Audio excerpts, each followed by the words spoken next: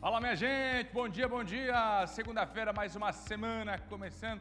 Como é que foi de fim de semana? Aproveitou bastante? A gente aqui espera que sim. Bom dia para você, uma semana abençoada para todos nós e vamos embora, Marista. Bom dia, Fernando. Bom dia para todo mundo. A gente fica junto até 1h15 da tarde com as principais informações de Santa Catarina. Vamos aos destaques de hoje. Vamos repercutir a venda da Arteris, a empresa que administra a BR-101.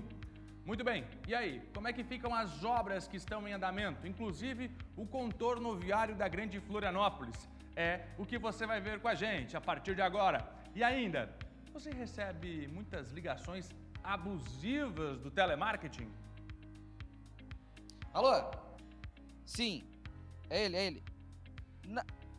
Mas eu não tenho interesse. Não, eu não tenho interesse. Muito obrigado. Não, eu sei, mas eu não tenho interesse. Muito obrigado, viu? Obrigado. Tá bem. Bom, mais uma ligação de telemarketing. Vocês aí também têm recebido de forma abusiva essas ligações? Agora tem mais um canal para denúncia. Sabe qual é? Eu conto daqui a pouquinho, aqui no SCC Meio Dia.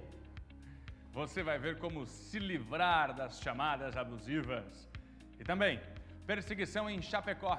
Homens atiram contra a viatura da Guarda Municipal e fogem na contramão. Um verdadeiro terror. Você vai ver com a gente a partir de agora. E o Festival de Dança de Joinville segue a todo vapor. Nesse final de semana, uma parte da Avenida Beira-Rio foi fechada e a via se transformou numa verdadeira pista de dança. Foi o aulão do passinho e a gente mostra em instantes para vocês os detalhes dessa bagunça gostosa. E a gente vai falar também da colheita do Vime, que começou na Serra Catarinense. Aliás, você sabia que a Serra ela é responsável por 90% da produção do país?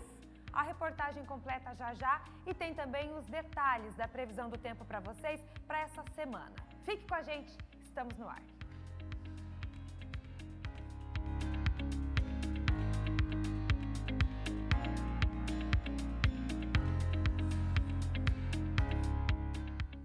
Ah, coisa boa! Mais uma semana começando, que seja uma semana produtiva, abençoada para todos nós. Obrigado por nos receber na sua casa, no seu trabalho, aí na hora do almoço. A partir de agora você fica com as notícias de Santa Catarina. Vamos lá ver como é que vai ser a tarde desta segunda-feira. A previsão do tempo, que nos reserva a previsão do tempo para esta tarde de segunda-feira. 11h33 da manhã, Santa Catarina na sua tela. Dá uma espiadinha aí, olha só ali São José, a região ali da Praia Comprida. Nesse momento, bastante nuvens, né? Tá um nevoeiro, uma neblina, desde cedo, principalmente aqui no litoral, viu, gente? Mas no decorrer do dia, a previsão é de sol e temperaturas mais altas e isso vale para todo o nosso estado. As máximas hoje podem chegar a 28 graus no Vale do Itajaí, como eu vou mostrar para vocês aqui no nosso mapa. As mínimas e as máximas para essa segunda-feira ensolarada aqui no nosso estado. Na região oeste pode chegar a 25 agora à tarde, meio oeste 27 graus é a máxima. Olha na serra, gente, a amplitude, né? Amanheceu com 6, vai chegar a 24, amplitude térmica. Planalto Norte, máxima de 25 graus. Região Norte chega a 27. Na região do Vale, gente, 28 graus hoje. Olha só, uma segunda-feira quente por lá. Na Grande Florianópolis e no sul do estado também não é muito diferente. Vai chegar a 26 graus. Para amanhã a gente ainda continua com essas temperaturas mais altas, tempo seco. Na metade da semana a gente vai ter uma mudança. Daqui a pouco eu trago mais detalhes para vocês. Previsão do tempo para a sua segunda-feira. Vamos falar do resto da semana já. Pode trazer a tela aqui, Marister, porque este final de semana foi um final de semana muito decisivo com relação às eleições deste ano. É isso mesmo, as eleições deste ano. O que está acontecendo? As definições para quem vai concorrer. Eu já mostro para vocês na tela quem serão os possíveis candidatos ao governo do estado. Algumas definições já neste final de semana, outras definições ainda por acontecer. Mas estes aqui devem ser os principais candidatos, né? Devem ser os candidatos ao governo do estado.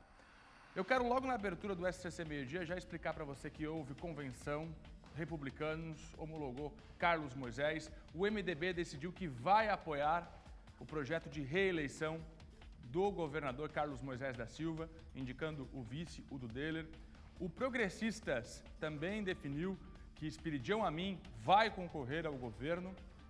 Neste final de semana também, uma super cobertura por parte do grupo SCC10, também acompanhou aí a convenção do União Brasil, que lançou Jean Loureiro como candidato ao governo, viu?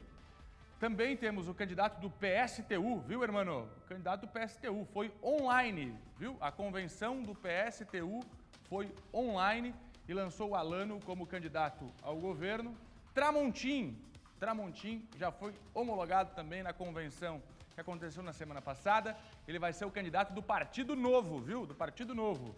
Jorginho Melo, ele já se lançou, mas a convenção ainda não aconteceu. Mas dificilmente sai dessa disputa. Então, também está aqui no quadro dos candidatos ao governo. E, por fim, na frente de esquerda, Décio Lima, do PT.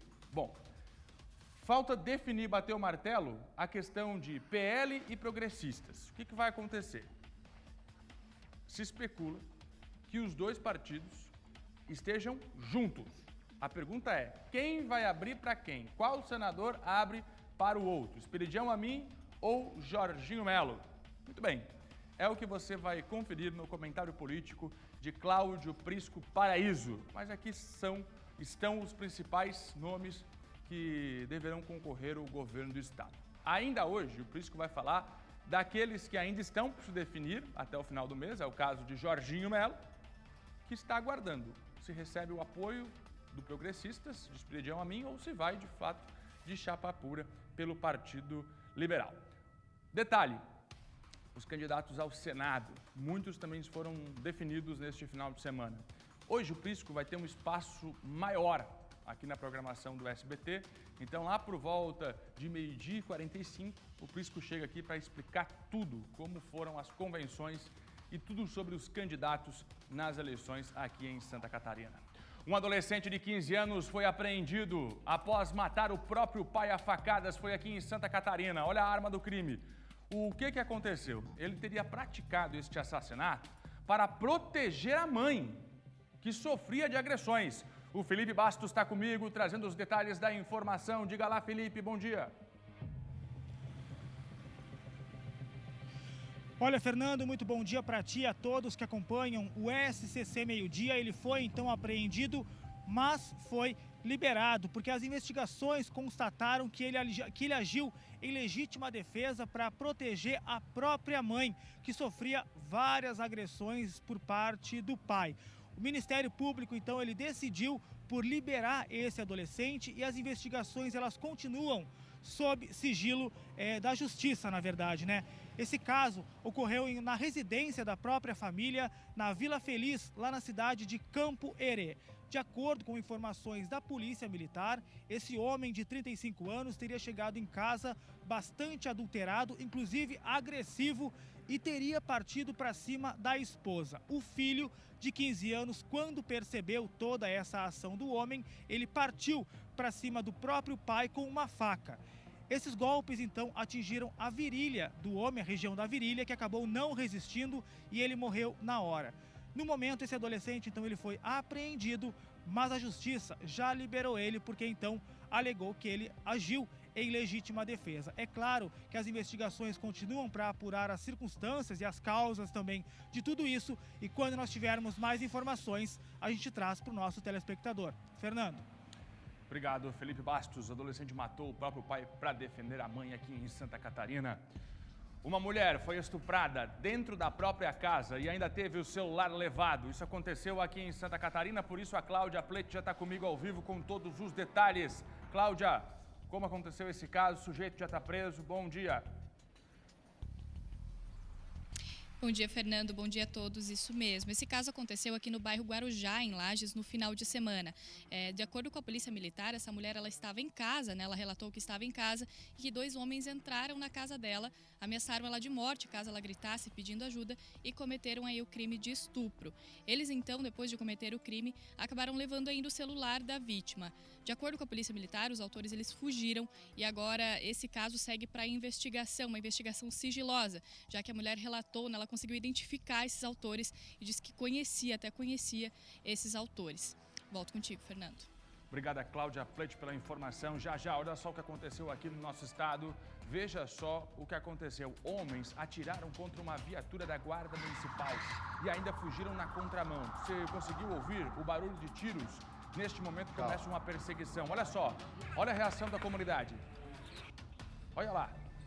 Olha o momento em que o motorista faz a volta e foge na contramão, viu? Ali ele está na contramão, nesta avenida movimentada. Daqui a pouco eu conto para você onde tudo aconteceu, é já. Agora, o final de semana foi agitado na região norte do estado. Teve carro da Polícia Militar envolvido em acidente, comprimidos de êxtase apreendidos e um caminhão que deu o que falar. O Luiz Felipe vai contar pra gente essas ocorrências policiais do norte do estado. Vai, Luiz. Acabou se acidentando próximo ao quilômetro 31. O policial acabou rodando na pista após um caminhão fechar a viatura que acabou desabando em uma vala nas imediações da rodovia. Os bombeiros de Araquari prestaram socorro ao policial militar que conduzia o veículo e que estava com ferimentos na cabeça, na mão e no antebraço. Os 2 PMs que estavam no carro passam bem. Em Campo Alegre, um caminhão acabou tombando na Serra da Dona Francisca. Segundo informações, o motorista desse caminhão capotou na serra no começo da madrugada de sábado. O motorista acabou perdendo o controle do veículo na altura do quilômetro 43 da serra. Equipes do Corpo de Bombeiros fizeram um atendimento ao motorista, que teve ferimentos no braço e na perna esquerda. O condutor passa bem apesar do susto. E em Schroeder, cerca de 1.500 comprimidos de êxtase mais maconha foram apreendidos neste domingo. Mandados de busca e apreensão foram realizados pela Polícia Civil e pela Polícia Militar. E essa operação culminou na prisão de 4 homens, com idades entre 20 e 32 anos. Na data de ontem, por volta das 6h30 da manhã, nós demos cumprimento, com o apoio da Polícia Militar de Schroeder, a 2 mandados de busca e apreensão. E nesses 2 mandados foram apreendidos em uma residência aproximadamente 2,8 quilos de maconha, num endereço, no outro 2,2 quilos de maconha e 1.514 comprimidos de êxtase, né? Eu ressalto que essa é uma quantidade bastante expressiva para uma cidade como Schroeder, que tem 20 mil habitantes. Os 4 elementos foram encaminhados até a delegacia de polícia e que agora responderão os seus atos. Eu volto contigo no estúdio, Fernando. Luiz Felipe, as ocorrências que movimentaram a polícia no norte do estado. Olha só o que aconteceu em Criciúma. Uma mulher bateu em 2 carros e iniciou uma verdadeira confusão. Foi na rua Itajaí. Uma confusão generalizada. Olha só o que ela faz. Agrediu, inclusive, uma policial que chega para atender a ocorrência. Tudo aconteceu na noite deste domingo, na rua Itajaí, Criciúma. A colisão envolveu 3 veículos. Segundo a Polícia Militar, uma motorista de um veículo Renault Clio, colidiu contra os outros 2 carros que você vê na imagem. Pois é, depois de bater, ela iniciou a confusão. A mulher, que recusou o teste do bafômetro, apresentava sinais de embriaguez. E aí começou uma briga. Um dos motoristas também foi envolvido nesta ocorrência, viu? E até mesmo um taco de madeira foi apreendido pela polícia, que teria sido utilizado no meio desta confusão. Ainda de acordo com a Polícia Militar, a motorista foi detida e confessou que ingeriu bebida alcoólica. Por sorte, no momento de entrar na viatura, ela acabou mostrando resistência, mas ninguém ficou ferido. Vamos embora, vem comigo. Confusão na região sul de Criciúma. A mulher bêbada provocou a maior confusão por lá e acabou presa, foi conduzida à delegacia. Vamos falar das passarelas agora, Marister? Após reclamações de usuários sobre a segurança da nova estrutura da passarela do SIC na capital, o Ministério Público tomou uma decisão, Marister. Pois é, o Ministério Público realizou uma nova vistoria na estrutura. A repórter Morgana Fernandes, ela está acompanhando e traz as informações ao vivo, direto do local, né? Na passarela mesmo, Morgana. Conta tudo pra gente, bom dia.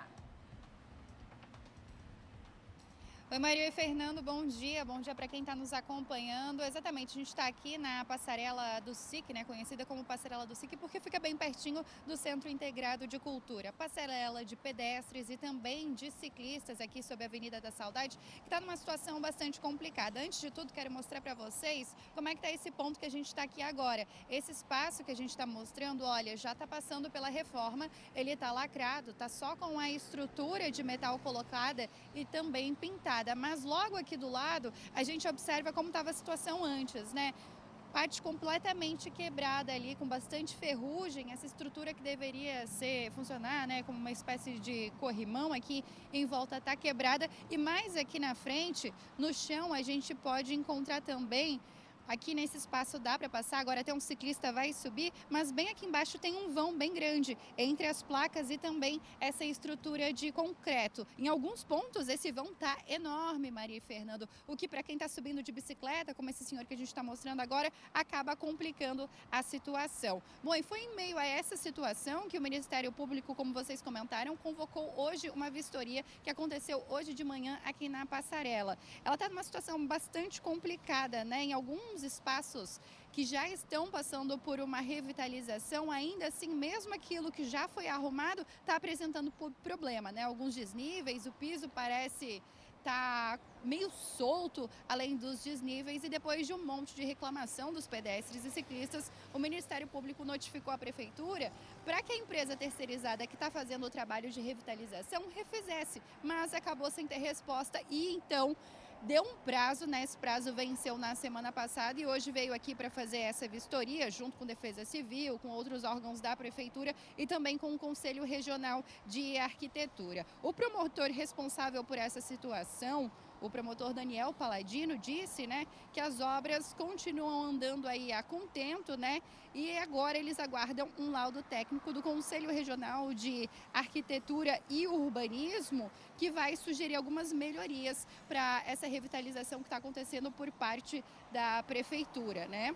Há um mês, o Ministério Público, então, tinha dado um prazo de 30 dias para essas adequações, o que acabou não acontecendo, mas aparentemente agora vai acontecer. Havia a possibilidade da passarela ser interditada parcialmente ou totalmente hoje, mas o Ministério Público ainda vai aguardar esse laudo técnico, né, com as melhorias para decidir essa situação e as obras continuam. Essa é uma passarela, né, que muita gente passa por aqui, e por isso tantas denúncias e reclamações para o Ministério Público da situação complicada. A gente está atravessando ela, nesse ponto que a gente está, dá para passar tranquilamente, mas ali na frente do lado esquerdo até tem um pessoal trabalhando, fazendo vistoria agora, as obras estão acontecendo, né? O pessoal continua trabalhando aqui da empresa terceirizada contratada pela Prefeitura e mesmo nesses pontos que já foram reformados, revitalizados, ainda tem algumas irregularidades, segundo o Ministério Público, que estão sendo apontadas. Então a situação é essa, né? As obras vão continuar, o Ministério Público vai continuar em cima e por enquanto interdição parcial ou total não tem, apenas em alguns pontos onde as obras estão acontecendo. Maria e Fernando, volto com vocês. Obrigada, Morgana, pelas informações. Ela que está acompanhando de perto, né, a situação ali da passarela. Por enquanto, então, Fernando, estão fechando ali, né? Bloquearam ali boa parte da passarela, porque não tem condições de passar. Você viu ali a situação? E agora a preocupação com a outra parte, a que continua liberada, esta interditada para obras, e agora o Ministério Público fiscalizando para saber se não existe a necessidade de interditar por completo a passarela do SIC. E a gente de olho nessa informação. Maristé, você tem recebido muitas ligações de telemarketing? Ô, dona Maristé, quero te vender um plano aqui. Fernando, olha, eu acredito que todo mundo que está assistindo deve estar passando por isso, né? Quantas ligações a gente recebe, seja de operadora de telefonia, né? Seja de bancos, seja de cobrança, seja oferecendo serviços. Quem é que não passa por isso? E elas são intermináveis. Às vezes você desliga, dá 5 minutos eles estão ligando de novo. Quer saber como se livrar dela? Vai, Thiaguinho! Alô? Sim, é ele. Mas eu não tenho interesse. Não, eu não tenho interesse. Muito obrigado. Não, eu sei, mas eu não tenho interesse. Muito obrigado, viu? Obrigado. Tá bem. Bom, mais uma ligação de telemarketing. Vocês aí também têm recebido de forma abusiva essas ligações? Agora tem mais um canal para denúncia. Sabe qual é? Eu conto daqui a pouquinho, aqui no SCC Meio Dia. Olha, Tiaguinho, tô curiosa para saber, hein, como fazer essa denúncia e como se livrar dessas ligações indesejadas, né? Quero ver. Daqui a pouco o Thiago conta pra gente.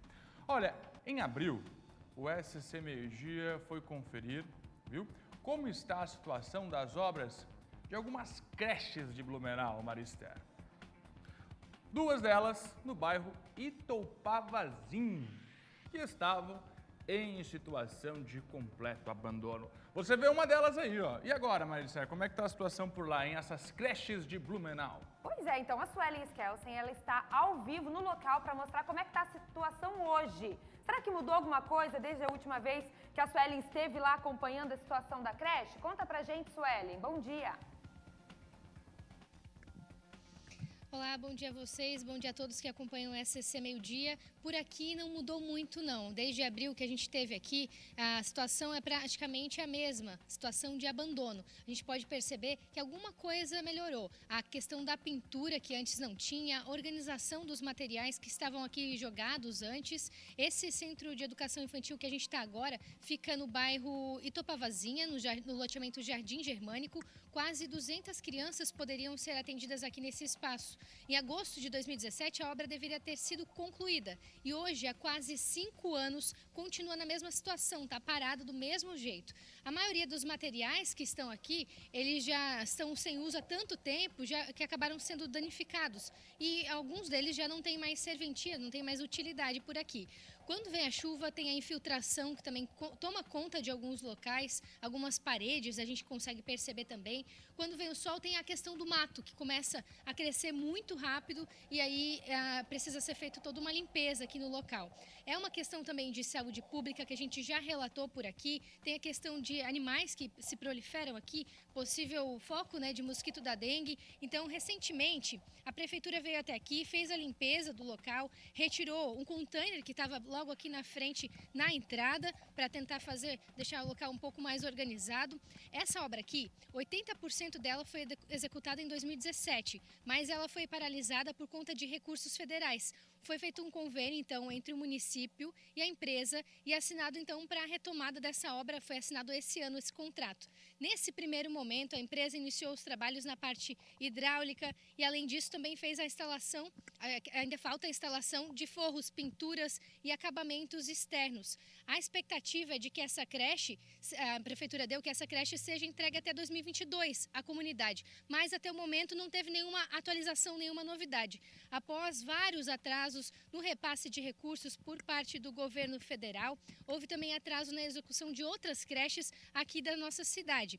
De acordo com a prefeitura, a gente foi buscar uma resposta e isso deve ser em conta da pandemia e também por conta da elevação dos preços dos materiais de construção, que fizeram com que o valor original dessas obras ficasse ainda mais defasado. Também isso demandou mais um aditivo contratual com recursos do próprio município para conseguir então viabilizar a continuidade dessa obra. Desse pacote, 3 obras foram concluídas após o município assumir o controle então da execução dos próprios recursos, e a situação é parecida nessa creche aqui que a gente está mostrando agora no Jardim Germânico e outra creche que também está abandonada aqui no bairro Itopavazinha. Essas imagens que você está vendo agora é uma outra situação que também prejudica quem mora aqui do lado. Você pode perceber aí que tem uma parede próximo a esse muro da creche que foi construído e tem uma água que fica correndo sem parar. Isso acontece há muitos anos, desde que a creche foi feita a tubulação dessa creche aqui. E pior de tudo é que esse cheiro é horrível, o cheiro dessa água que fica correndo aqui. Quando chove, a situação é ainda pior. Se não está chovendo hoje, imagina essa situação, como é que está agora, o cheiro é horrível. A pessoa tem que conviver, os moradores convivem aqui com esse problema há muitos anos, sem contar na parte da infiltração da casa. Então imagina quando chove. A preocupação é que é grande, a gente já conversou com os moradores aqui muitas vezes e essa situação não melhora. Não tem nenhum resultado para isso, nenhum desfecho positivo para a gente poder falar sobre essa situação. Mas a cobrança continua por aqui. Essa creche, algumas coisas foram melhoradas, a situação dos entulhos ainda está aqui, o mato continua alto. Essas obras, de acordo com a prefeitura, estão sendo retomadas de uma forma gradativa, após um conjunto aí de reforços entre a Secretaria de Obras, Secretaria de Educação, que trabalham em conjunto desde o ano passado. Mas a gente segue por aqui acompanhando então esses desfechos, né, dessas obras tão aguardadas pela comunidade, que era para ter sido concluída em agosto de 2017 e até hoje nenhuma novidade por aqui, apenas a limpeza aqui do local. Eu volto com vocês aí no estúdio.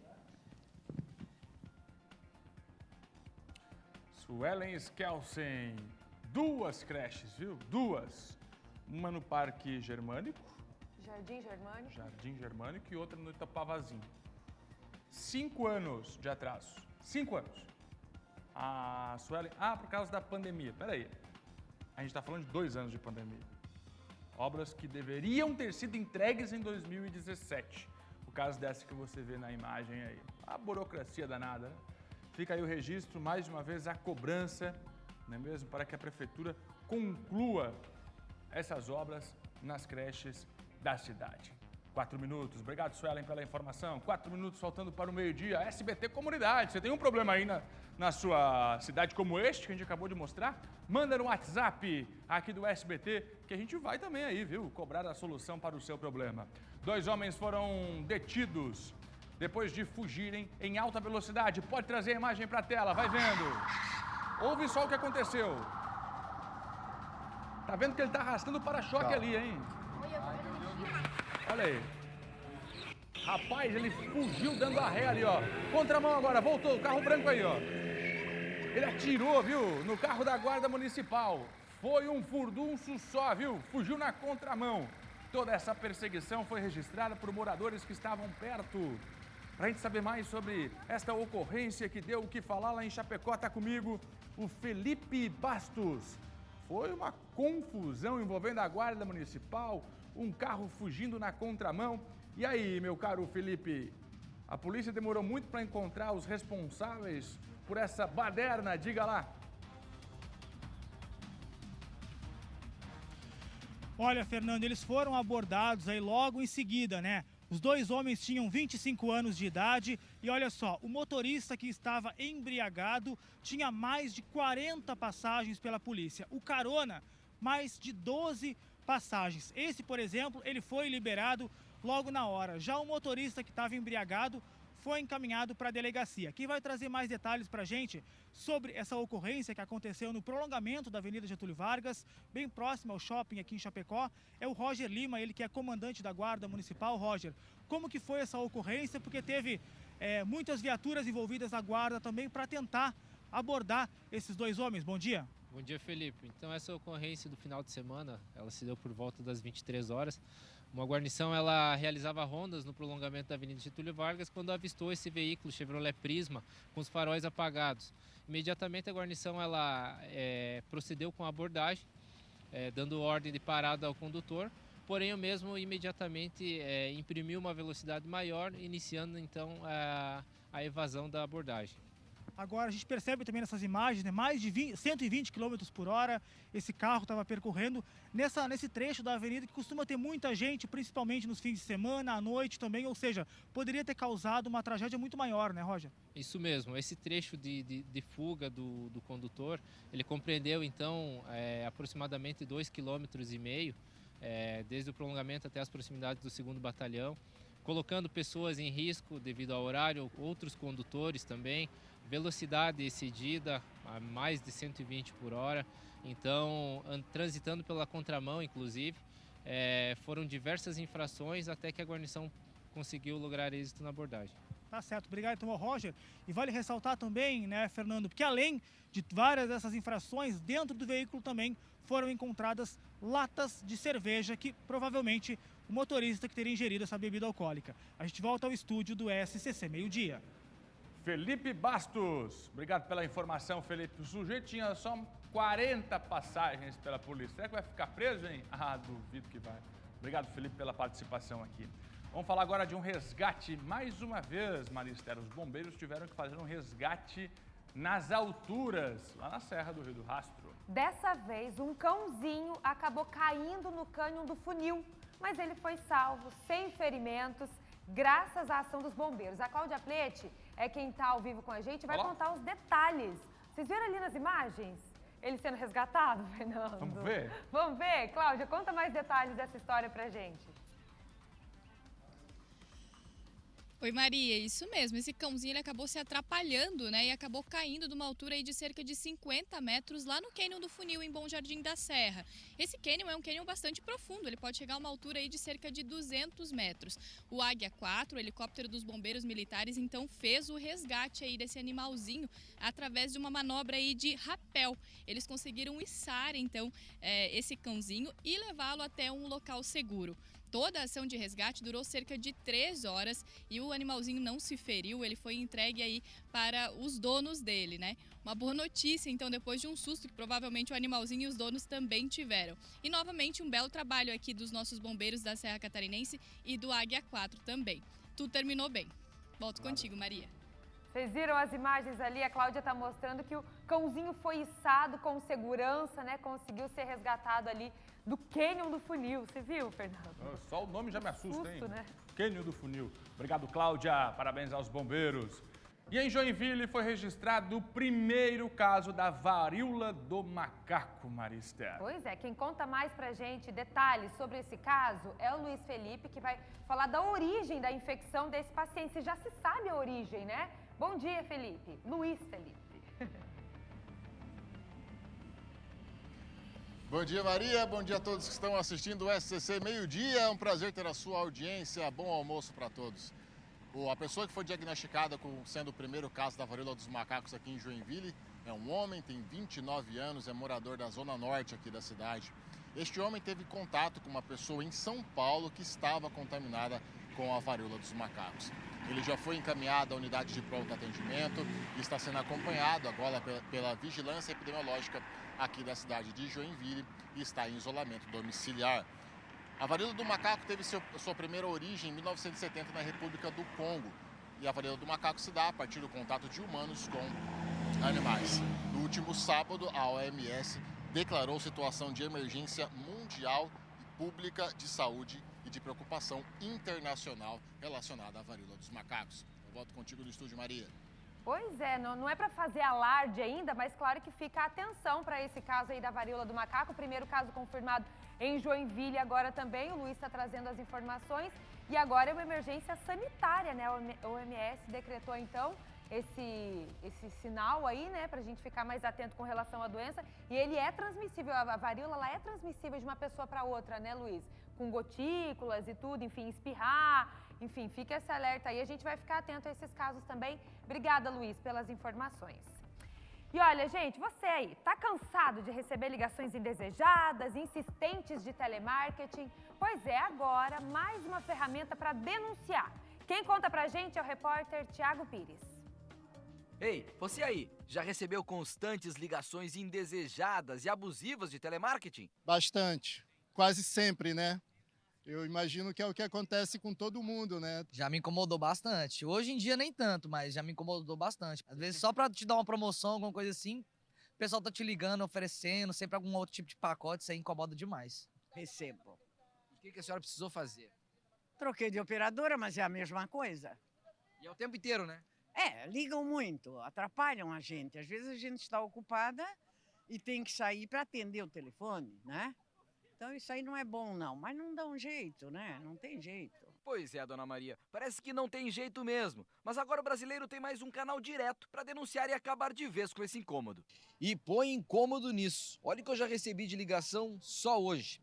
Mas o Ministério da Justiça e Segurança Pública está disponibilizando este canal na internet para que você possa acessar e fazer a denúncia. Basta clicar aqui nesse QR Code. Lá você vai preencher o formulário, dentre as informações, é claro, horário, data, o telefone que está recebendo este abuso de ligações e, se souber, a empresa que está lhe ligando. Vale ressaltar que já está em vigor a determinação da Anatel, Agência Nacional de Telecomunicações, onde as empresas de telemarketing devem adotar o prefixo 0303 para as ligações. A intenção é que o consumidor saiba que tipo de chamada está recebendo.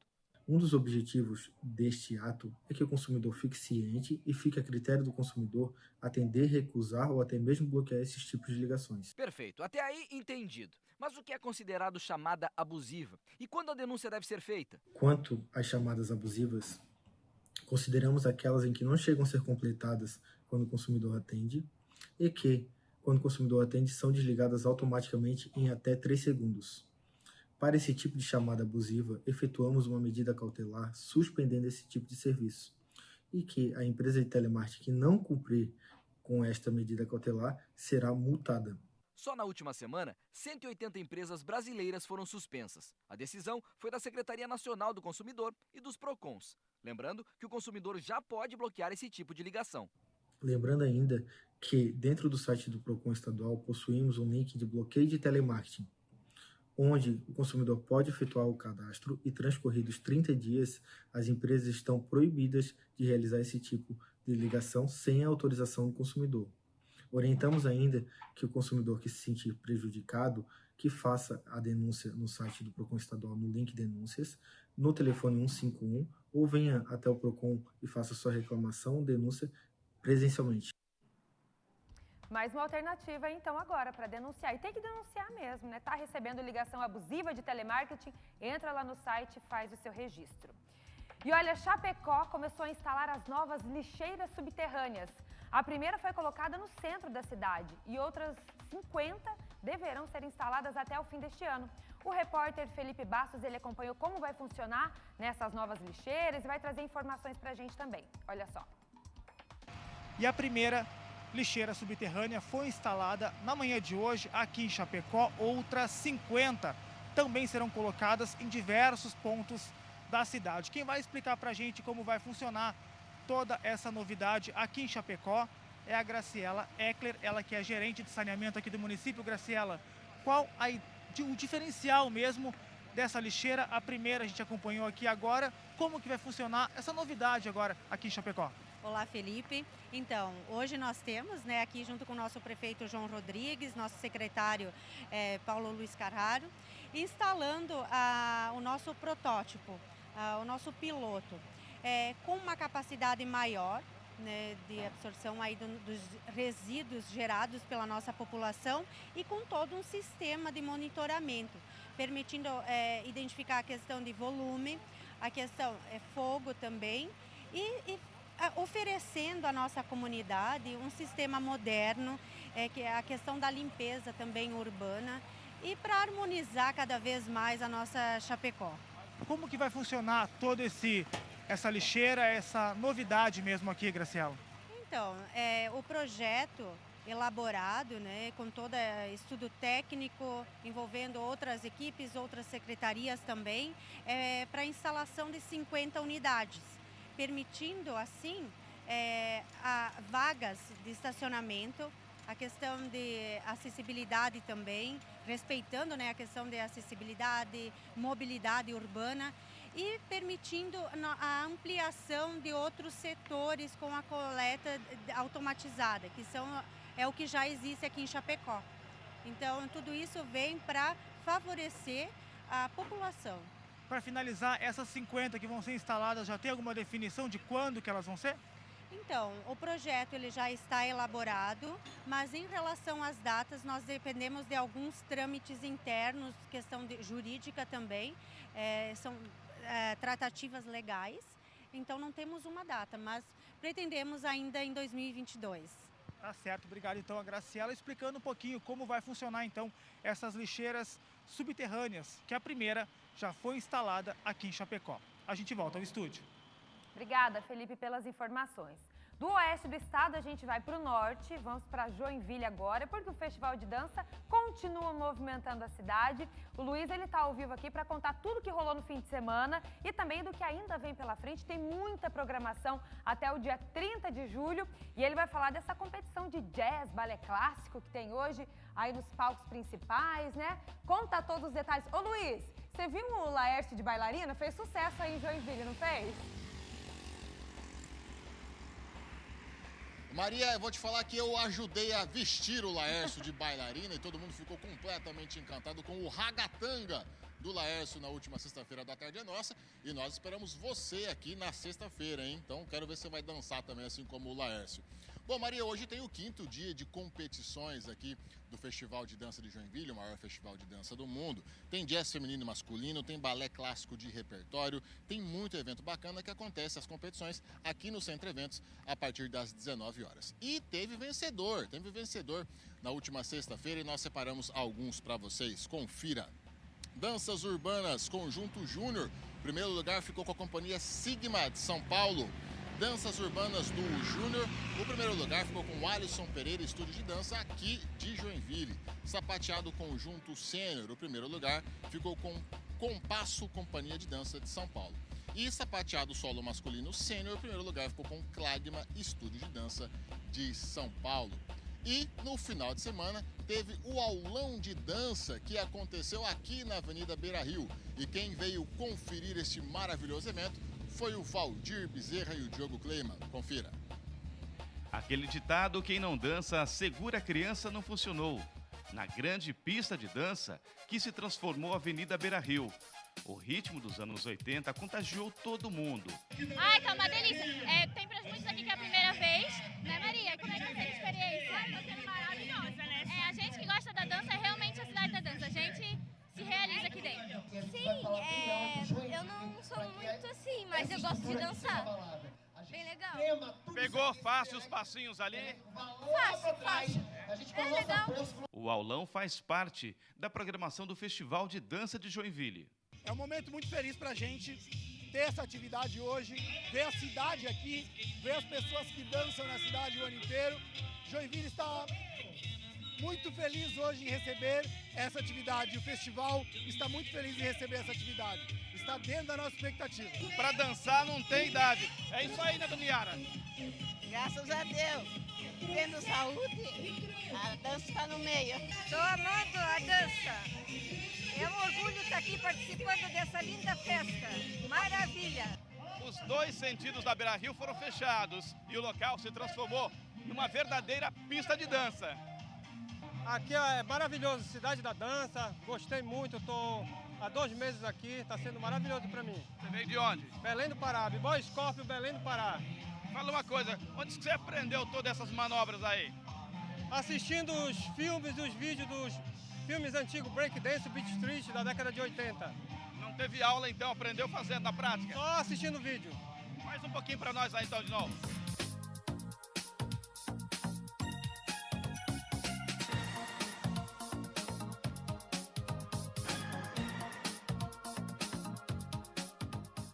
E o aulão foi bom mesmo. Prova disso que o Fritz, um dos símbolos da cidade, que no começo estava todo tímido, ao final não resistiu, subiu no caminhão de som e até arriscou uns passinhos.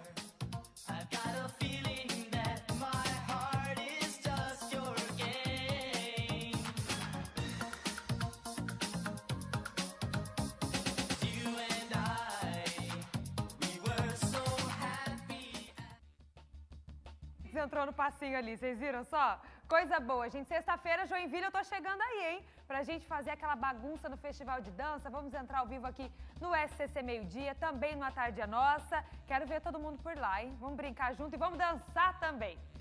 E olha, a colheita do Vime começou na Serra Catarinense. Você sabia que a serra ela é responsável por 90% da produção do país? O Vime é um dos produtos que garantem o sustento de milhares de famílias ali do Vale do Rio Canoas. Confere só na reportagem da Cláudia Pleite. Mãos habilidosas, força e muita disposição para um trabalho árduo. Essas são as características de quem cultiva o Vime. O Vale do Rio Canoas, na Serra Catarinense, concentra a maior parte da produção do Vime. E é a partir do mês de junho que se dá início à colheita, que garante o sustento de centenas de famílias de toda a região. A Serra Catarinense é responsável por cerca de 90% de toda a produção do Vime do país. Só que em Bocaina do Sul, neste ano, é esperada uma colheita aí de cerca de 600 toneladas. Aqui na propriedade do seu Edinho e do seu Mário, eles pretendem colher cerca de 100 toneladas desse vegetal que é considerado ouro para esses produtores. Seu Edinho é um dos produtores mais antigos. Aprendeu o cultivo com os pais e trabalha com o Vime desde a infância. Hoje, ele vende o produto principalmente para a confecção de móveis. O processo de colheita inicia na lavoura, onde o vegetal é cortado e classificado. Depois de recolhidas para o galpão, as varas passam por um processo de cozimento nessa caldeira. Depois, as cascas são retiradas e elas são levadas para secar ao sol. Quando estiverem bem secas, estão prontas para a venda. Vai dar uma produção muito boa esse ano. Ela aumentou bastante a produção em vista do ano passado. Esse ano é bem melhor. E tanto que melhorou o Vime com mais qualidade esse ano. O ano passado ele tinha um pouco de galho, esse ano é um Vime mais liso, mais melhor para produção de móveis. Eu vendo ele por quilo e é classificado, nós fazemos 3 classes, o vime fino, o vime médio e o vime grosso. Hoje ele está na média de R$ 7 a R$ 8 o quilo. No mesmo momento da colheita, também é a hora do plantio. E basta cortar um pedaço da árvore e fincar ao solo. Pronto! Daqui a um ano já teremos mais alguns pés de vime. Mas não é necessário plantar todos os anos. As árvores têm capacidade de produzir por cerca de 15 anos. As condições climáticas da serra são perfeitas para a produção, pois garantem frio e chuva suficientes para o crescimento. Não pode dar muita geada, mas também não pode ser muito pouco.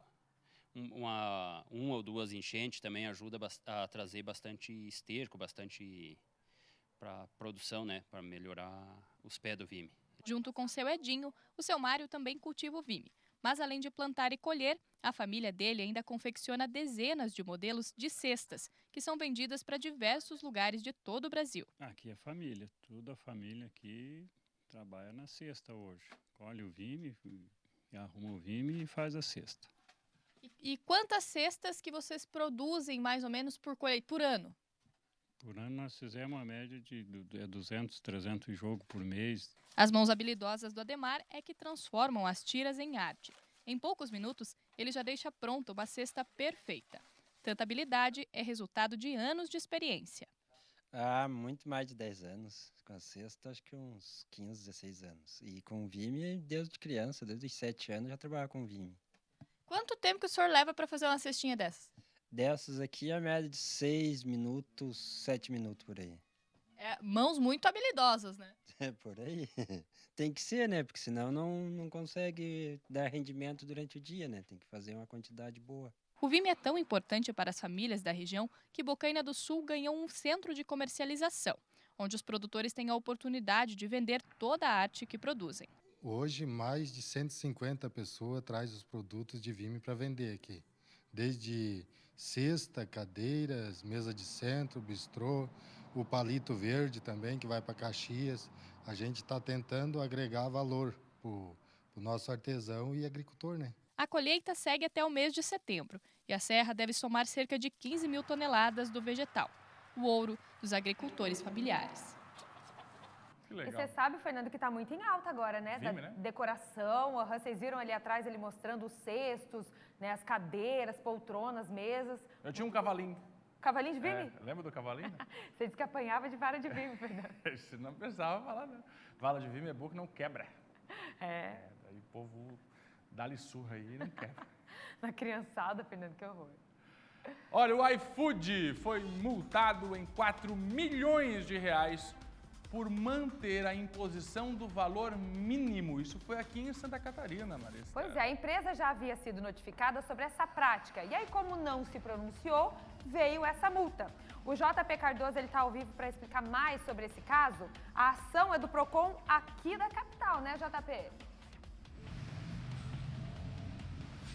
Olá, Maria Esther, bom dia para você, bom dia para o Fernando. Isso, essa ação é do PROCON Municipal e o valor é esse mesmo, 4 milhões de reais. É uma multa por causa da imposição dessa plataforma, do iFood. Só para quem está em casa entender, mas por que eles foram multados? Por exemplo, o cidadão está a fim de comer um sanduíche.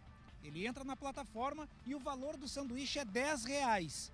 Mas essa plataforma aí do iFood estava colocando o valor mínimo de compra de 20 reais. E isso obrigava o cidadão, a pessoa aí, a comprar 2 sanduíches para atingir o valor de 20 reais, que é o valor mínimo estipulado. De acordo com o PROCON, essa prática de venda ela é considerada que vai contra o Código de Defesa do Consumidor, porque é chamada venda casada. Porque o cidadão queria comprar apenas um sanduíche de 10 reais e não gastar 20 reais na plataforma, tendo aí que adquirir mais um suco ou um refrigerante. Então esse valor, essa multa foi aplicada nessa segunda-feira pelo PROCON Municipal. O iFood tem até 10 dias para se pronunciar. Por enquanto ainda não se pronunciou, até para apresentar defesa. A nossa equipe entrou em contato com o iFood para ter uma resposta, mas até o final da manhã ainda sem resposta. O que a gente sabe é que a multa é bem salgada, 4 milhões de reais. E fica o alerta, né? Se for comprar um produto nesse tipo de plataforma e tiver ali o valor mínimo de compra, já sabe que essa prática é indevida e o PROCON precisa ser acionado. Volto com vocês no estúdio. Eu já vi várias vezes, inclusive esse é o mínimo, pedido mínimo no valor de R$20. Né? Fica ali em cima aquele aviso, e aí se você não conseguir esse valor, simplesmente eles não entregam. Pois é. Obrigado, JP, pela participação. Vamos ver aí o que vai falar o iFood, viu? Qual será o posicionamento da empresa e se vai remover de fato, né, esta obrigatoriedade. Quer pedir no iFood? No mínimo, tanto. Vamos ver como é que fica. Bom, a gente repercutiu aqui no SBT o mapa da pobreza em Santa Catarina. Semana passada, exibimos uma reportagem mostrando qual a real situação do nosso estado e do Brasil. Bom, situação preocupante, porque tem família sem comida na mesa. Pois é, e algumas iniciativas tentam mudar esse cenário por meio de doações, mas até isso está complicado. A Morgana Fernandes está ao vivo para falar de uma das ações que precisa muito de contribuições, da participação de vocês. Morgana, como as pessoas podem ajudar essas famílias? Oi, Maria e Fernando, pois é, estou de volta agora aqui direto da comunidade de Marielle Franco, no centro da capital. Por aqui são cerca de 12 mil famílias e a gente veio para cá para conversar com o Alex, que é coordenador da Central Única das Favelas, a CUFA, que tem vários programas, né, Alex, que distribui cesta básica, ajuda nas construções das casas e também está distribuindo Vale Gás todos os meses aí para essas mães chefes de família. Mas qual que é o problema dessa distribuição de gás, Alex? Bom dia. Bom dia, Morgana. Bom dia a todos os telespectadores. Pois bem, como a Morgana ressaltou, nós estamos com as nossas ações aí, né, para poder contribuir de fato com as favelas, com as comunidades do nosso estado. Mas, mediante todas essas ações que nós já estamos em operação dentro das favelas, a gente tem sofrido aí um momento de muita dificuldade, que é a falta de alimento, que é a falta de cestas básicas, né? A gente que vem aí nesse enfrentamento à pandemia, trabalhando aí com cerca de 100 toneladas de alimento todo mês, hoje a gente não tem uma cesta básica sequer nos nossos QGs, né? nas nossas bases da CUFA, que somos hoje em 16 bases em 16 municípios. Então é um momento muito preocupante, alarmante, e nós estamos aí, de fato, num momento de calamidade, né? Então a gente está buscando aí esses parceiros, buscando a possibilidade de termos essas cestas básicas para poder suprir essa necessidade do povo que tanto sofre nesse momento. Alex, você estava comentando que vocês estão distribuindo o gás, né, para essas mães chefes de família. São cerca de 20 mil que a CUFA ajuda em todo o estado. Só que daí falta alimento, né, para esse gás, né, Alex? E pela primeira vez, o estoque está zerado da CUFA? E isso é só aqui ou em todo o estado?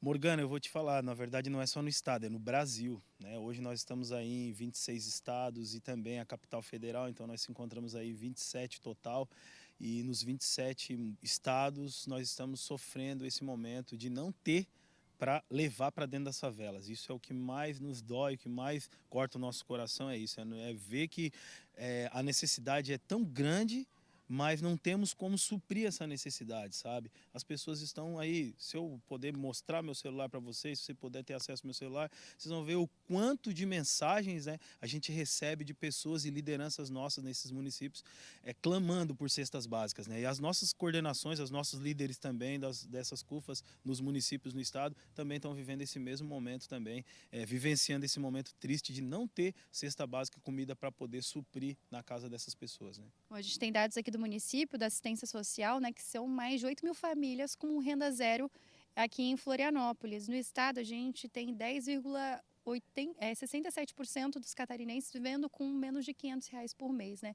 Para ajudar, para doar para a CUFA, né, tanto a questão da alimentação dos outros projetos de vocês, Alex, como é que faz hoje? Nós temos os nossos canais diretos, né? Nós temos aí o Pix, nós temos aí as nossas redes sociais, onde você pode entrar e fazer contato com os coordenadores dos municípios ou também diretamente com a base, né? Que é da onde sai para todos os municípios, que seria a CUFA Santa Catarina, que distribui para os outros municípios poder aí suprir a demanda que só cresce, né? Só tem aumentado a demanda cada dia mais dessa necessidade, dessa fome, da insegurança alimentar que a gente está aterrorizado com o nosso quadro hoje, né? Alex, obrigado pelas informações. Então a gente reforça, né, o convite para as pessoas contribuírem com a CUFA. O número do Pix, do PicPay também está aparecendo na tela. Além disso, dá para procurar a CUFA nas redes sociais, CUFA Santa Catarina. Maria Fernando, volto com vocês. Muito bem, Morgana, obrigado pela participação aqui. Número na tela, continua na tela aqui, você faz uma foto. Se puder ajudar, o pessoal da CUFA, que distribui alimentos aqui em Santa Catarina. O número está aparecendo aqui embaixo. Vamos seguir com outras informações? Olha aí, você que está precisando cuidar da saúde e ter mais qualidade de vida. A Farmacés está com um movimento que vai te inspirar a fazer isso. Saúde, bem-estar e acolhimento.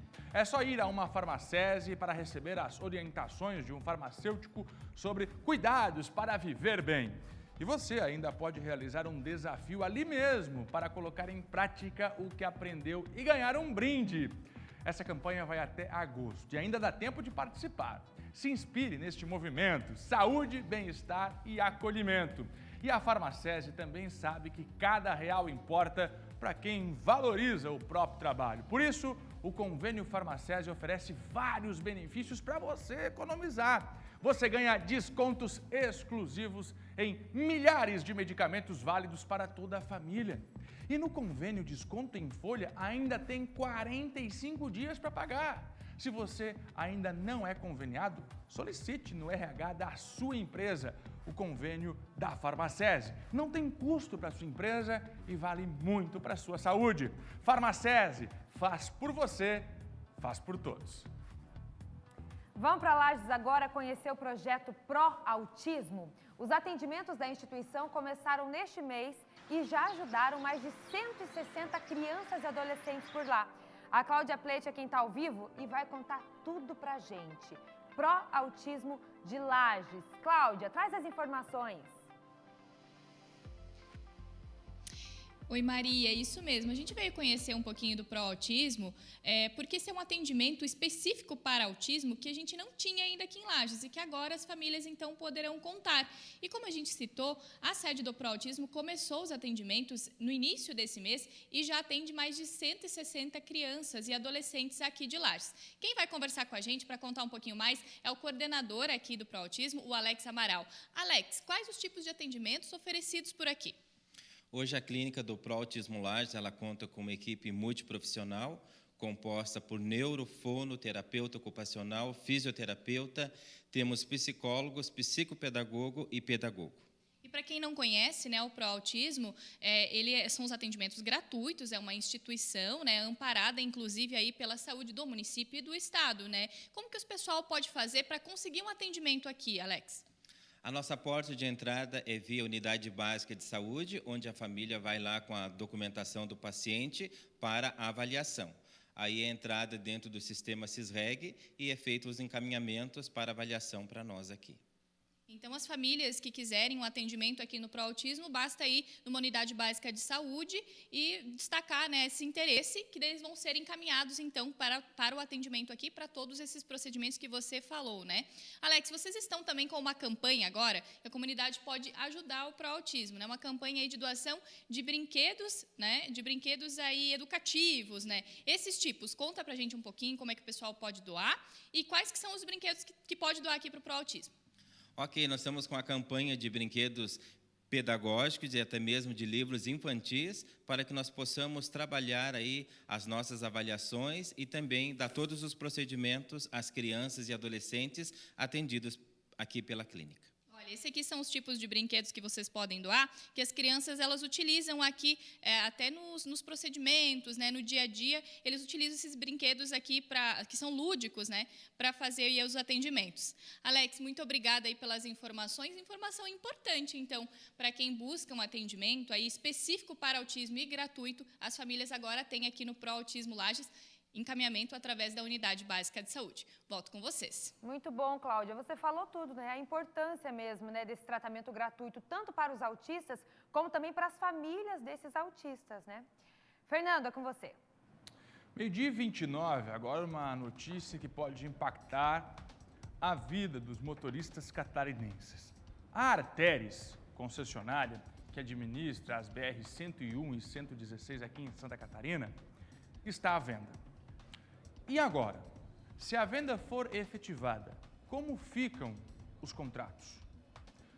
Os trabalhos que estão previstos nestas rodovias, o investimento que está em contrato que deve ser aplicado pela Arteris nestas rodovias. Como é que fica?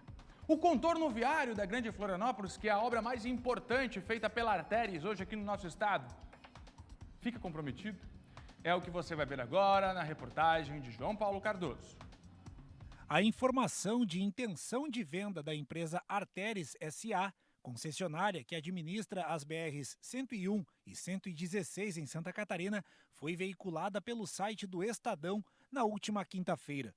A empresa administra mais de 3 mil quilômetros de rodovias nos estados de São Paulo, Minas Gerais, Rio de Janeiro, Paraná e Santa Catarina.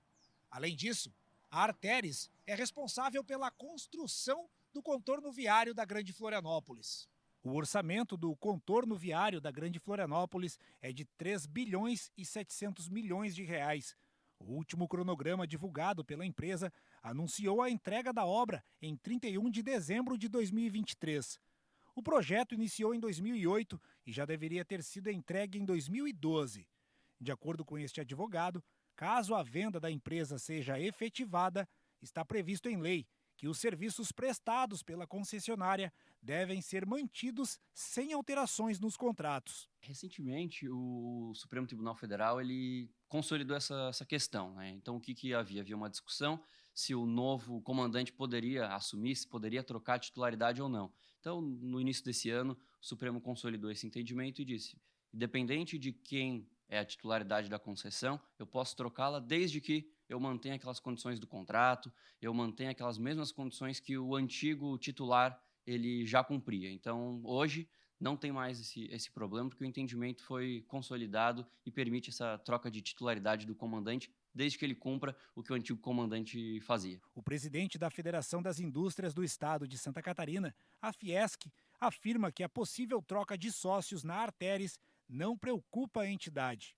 Tivemos na semana passada a notícia de que está sendo vendida parte da Arteris, um dos sócios está avaliando a possibilidade de vender esses ativos, mas não nos preocupa porque o contrato se mantém, isso é uma relação comercial de âmbito privado e que não pode, em hipótese alguma, afetar aí o cronograma de obras do contrato previsto. No entanto, o presidente da Fiesc reforça que há uma necessidade de adicionar ao contrato em vigor importantes obras para destravar a BR-101 em Santa Catarina. No contrato de concessão há uma previsão de revisão quinquenal. Nessa revisão é necessário, então, identificar aqueles pontos que hajam gargalos e quais as soluções que deverão ser adotadas. Então, precisamos pressionar a NTT que libere rapidamente a execução desses serviços a mais para que nós possamos ter um fluxo e uma qualidade melhor na rodovia BR-101. Procurada, a Arteris não comentou sobre o assunto. 12h33. Não tem nenhum problema vender. Que fiquem assegurados os compromissos. Não é mesmo? Porque a preocupação é as obras que estão em andamento. O investimento que é garantido em contrato para que a empresa explore as rodovias, a BR-101, enfim, a 116. Esta é a preocupação. A reportagem do João está dizendo o seguinte: não há motivos para preocupação. Pois bem, pelo menos é o que dizem as fontes oficiais. Mas numa obra que está com 10 anos de atraso, meu amigo, o pezinho sempre fica atrás por parte dos catarinenses. É ou não é? Agora é hora da previsão do tempo aqui no SBT.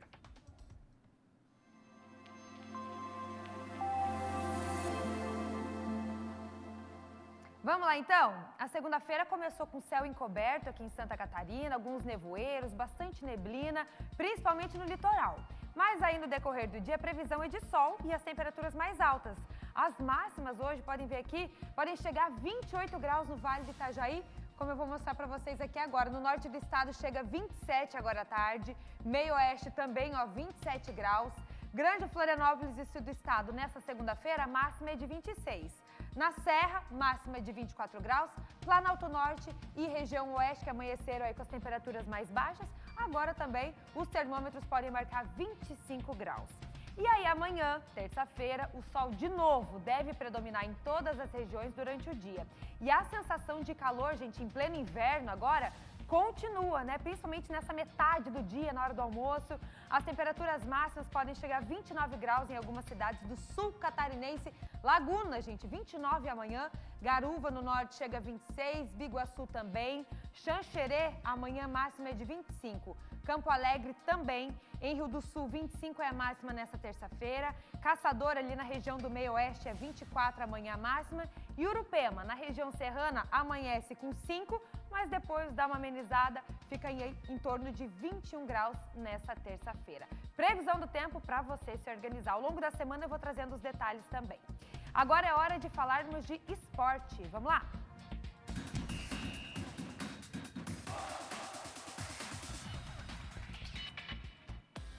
Dominique chegou por aqui com as informações do esporte. Bom dia. Bom dia, Maria. Bom dia para você aí de casa. Então vamos começar o esporte de hoje. Segundou por aqui, a gente já começa o esporte falando de seleção brasileira, porque nessa terça-feira tem semifinal da Copa América Feminina.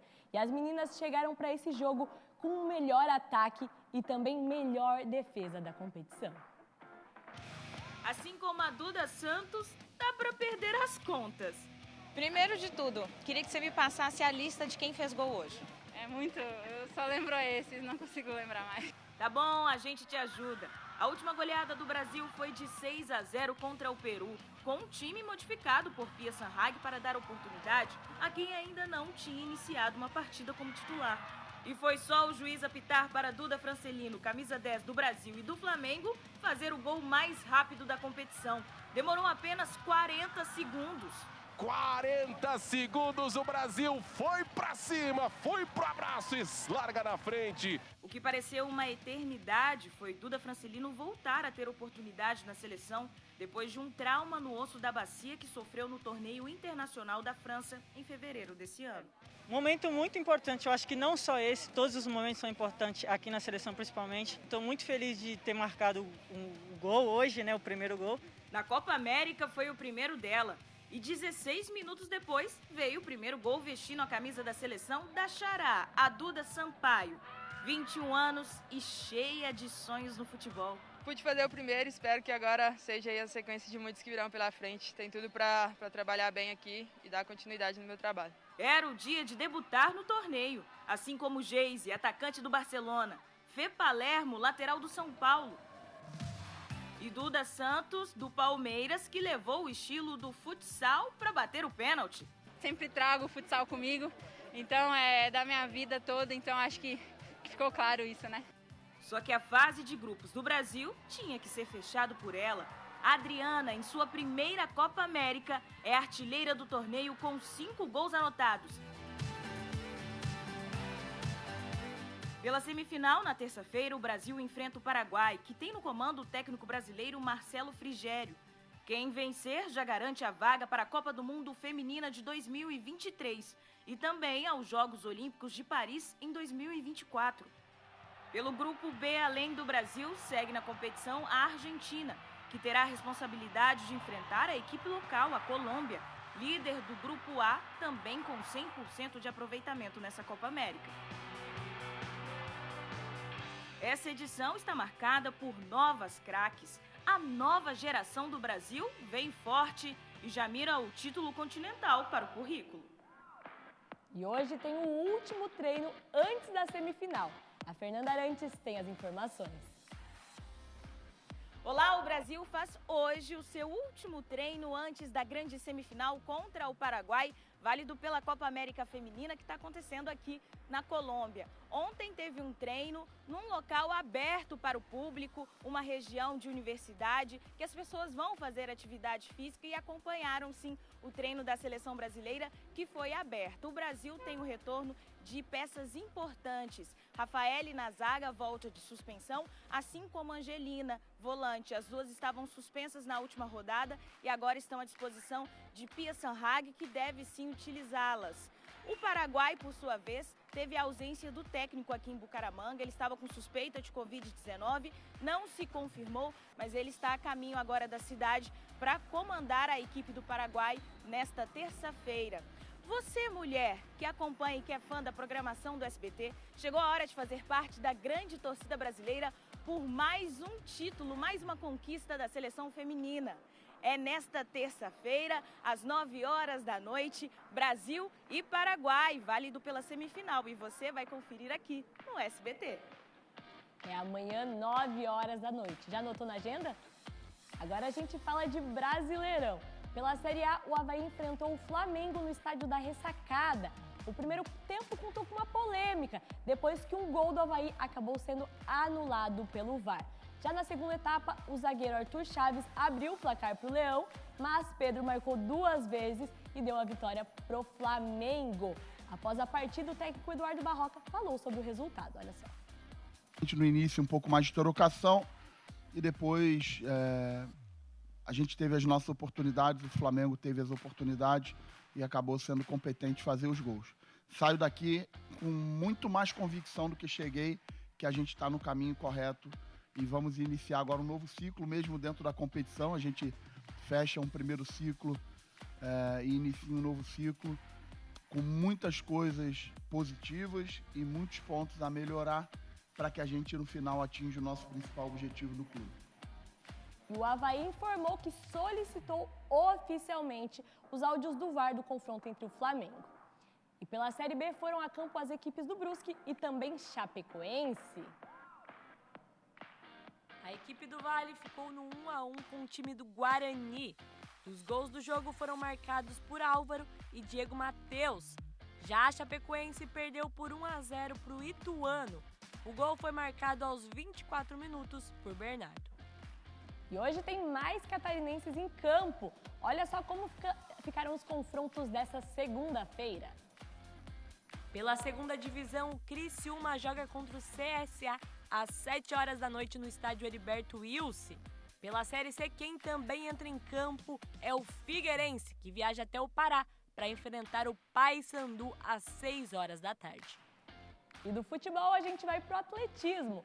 Neste final de semana tivemos uma catarinense medalhista mundial no atletismo. Letícia Ouro ainda não conseguiu o ouro, mas ficou com o bronze no salto à distância. A brasileira fez a marca de 6,89 metros. Foi uma conquista emocionante, já que Letícia se recuperou há pouco tempo de uma lesão. Nem sei o que eu tô sentindo, tô em choque, mas tô muito feliz. Tive paciência porque eu vim de uma cirurgia, em dezembro fiz uma cirurgia no joelho, de ligamento e menisco. E o Mundial é a minha segunda competição do ano e ainda tô raciocinando o que aconteceu. Tô muito, muito feliz mesmo, fiz a minha melhor marca da vida. 3º lugar no Mundial. Gente, foi Deus, porque eu não tava nervosa, eu tava bem concentrada. Mas eu não tava nervosa, eu fui pra fazer o meu. Não tenho medo de ninguém. Em toda competição que eu vou pra fazer o meu. Só penso no meu, penso só no meu resultado. E é isso, foi o que aconteceu, por isso que eu consegui a medalha, né? Porque eu pensei só no meu. Travou, hein? E antes de acabar o esporte de hoje, eu tenho um recado pra você. Já pensou em trazer um desafio a mais pra sua vida? Que tal aumentar a adrenalina e emoção enquanto assiste a um esporte? Com o Mr. Jack, isso é possível? O MrJack.bet é um site completo, projetado para te dar a melhor experiência em apostas esportivas. Seja você novato ou experiente, uma plataforma pensada especialmente para o mercado brasileiro e com suporte 24 horas todos os dias em português. Aqui, todo tempo é tempo para se desafiar e você não precisa muito para se divertir. Deposite e jogue com somente R$1. São milhares de jogos todos os dias e infinitas chances de ganhar. E mais, só no Mr. Jack palpite certeiro, vira saque instantâneo. A qualquer momento, em qualquer lugar, acesse MrJack.bet e desafie-se.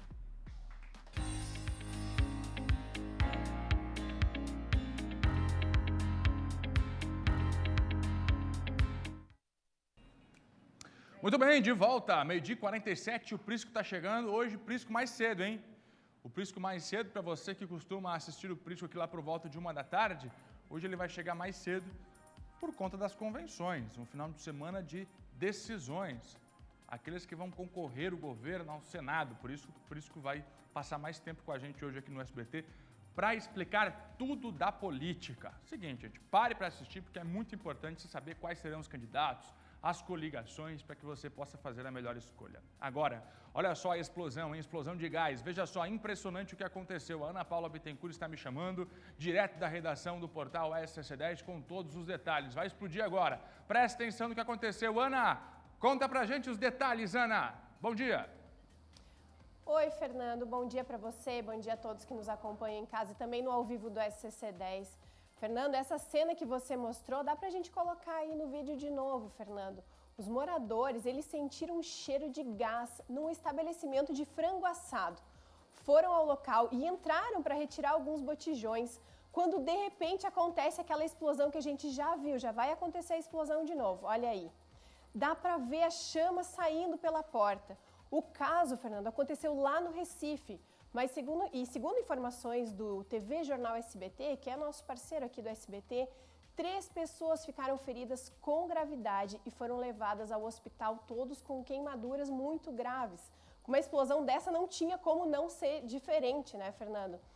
A gente já noticiou outras situações de explosões aqui também em Florianópolis, né? Já falamos das kitnets em Jurerê, o hotel ali na beira-mar, todos com explosões por vazamento de gás, todos com resultados de ferimentos, né, de queimaduras. E por isso, Fernando, além dessa notícia com esse vídeo que a gente traz no SCC10, a gente colocou um serviço para que as pessoas possam prevenir em caso de vazamento, que sintam cheiro. Então, algumas dicas dos bombeiros, do Corpo de Bombeiros, para prevenção, para não acontecer explosões e ferimentos graves como esses que a gente viu agora. Fernando. Esse caso não foi de Santa Catarina, mas a gente já registrou ocorrências até mais graves que esta, né? Infelizmente. Está feito o alerta, mais informações lá no nosso SCC10. Vamos falar agora da antecipação do Auxílio Brasil, o auxílio do governo, agora durante a pandemia. Vai dar para pegar esse dinheirinho, é verdade, ô dona Ana? Mais cedo, Fernando. Boa notícia, então, para quem recebe o Auxílio Brasil. A Secretaria Nacional de Renda e Cidadania autorizou a antecipação do pagamento do benefício para esse mês de agosto. O valor costuma ser liberado só nos últimos 10 dias do mês, mas será pago agora entre o dia 9 e o dia 22. Nesse cronograma, Fernanda, outra boa notícia é que também está previsto aquele reajuste de R$ 200, que nós já falamos aqui, aprovado na PEC dos benefícios, totalizando R$ 600, que serão pagos às famílias até o fim desse ano. Um dinheirinho mais cedo, dá para se programar, então a gente colocou lá no SCC10, está aí na tela a matéria, scc10.com.br, QR Code na tela também, para que você que recebe o auxílio, que recebe esse benefício, corra para ver qual é a sua data de recebimento. Tudo direitinho, tudo certinho lá no SCC10, para você acompanhar e se programar. Fernando. Obrigado, Ana, pela participação aqui no SBT. Seguinte, vamos lá, entrar na cobertura das eleições agora, direto ao voto. Já um fim de semana de muitas definições políticas aqui no nosso estado, viu? As convenções partidárias, quem serão os candidatos ao governo, quem serão os candidatos ao Senado, é o que a gente passa a repercutir a partir de agora. Porque o cenário já começou a ser desenhado e algumas definições importantes. Vamos lá na reportagem que vai mostrar agora o que os partidos decidiram neste final de semana. Pode rodar. O PTB anunciou o presidente da sigla, Kennedy Nunes, como candidato ao Senado, homologou nomes para disputar as câmaras estadual e federal, confirmou apoio ao atual governo brasileiro e deixou em aberto as negociações ao governo catarinense. Ficaram abertos para ver se há possibilidade da gente fazer algum tipo de coligação. E tiramos a posição que nós não sentamos com quem é da esquerda e sentamos só com quem for conservador e estiver na base de apoio do presidente Bolsonaro. Já o Podemos definiu sua base de representantes estaduais e federais, sinalizou apoio à reeleição do governo do estado e ainda está avaliando escolher um entre 2 nomes da legenda para o Senado. Candidato a deputados estaduais que agora foram oficializados, pré-candidato a deputados federais que foram oficializados e também deliberamos para a candidatura ao Senado ou do deputado federal Rodrigo Coelho ou do deputado estadual Nazareno Martins. Um dos 2 será o nosso candidato a senador da República e também o encaminhamento, o apoio ao governador Carlos Moisés. O Partido Social Cristão, PSC, oficializou candidatos a deputados estaduais e federais e também deve compor a chapa do atual governo Carlos Moisés. A gente está na finalização da nominata de deputados, né? Hoje, atualmente, a gente tem 32 nomes a deputados estaduais e 17 a federais, mas a gente vai deixar até a ata em aberta até dia 5 para finalizar os 41 candidatos a deputados estaduais e propondo a reeleição do governador Moisés. E o MDB protagonizou a maior disputa interna vista nessas convenções. Por 276 votos a 193, Udo Deller foi escolhido como vice-governador para integrar coligação ao lado de Carlos Moisés, derrotando Antídio Lunelli, que buscava concorrer ao governo. Todo o convencional ele compareceu, foram apenas 5% que não puderam estar aqui. Isso é uma demonstração da força do MDB. E também nos conduz para construir a unidade do partido. Ela está em curso, toda a nossa bancada, a maioria dos prefeitos e os próprios convencionais têm esse convencimento. O MDB é o partido mais denso do Estado, com sua maior capilaridade, e vai dar uma contribuição importante na reeleição do governador Carlos Moisés. O partido também elegeu Celso Maldaner candidato a senador por 262 votos a 205, deixando para trás Rogério Peninha, além de fechar a bancada que vai disputar vagas na Assembleia e na Câmara Federal. O nosso time é assim. Então, obrigado ao Celso, obrigado ao Peninha, obrigado ao Antídio, obrigado ao Udo Deller, que colocou à disposição. Agora, a partir de segunda-feira, aí começa uma nova etapa. Conversação com os partidos políticos. Temos aí que acertar algumas coisas, entre elas os suplentes do senador, mais a executiva do partido. Eu e os membros da executiva teremos autonomia, junto com os candidatos, de tomar as decisões em nome do partido.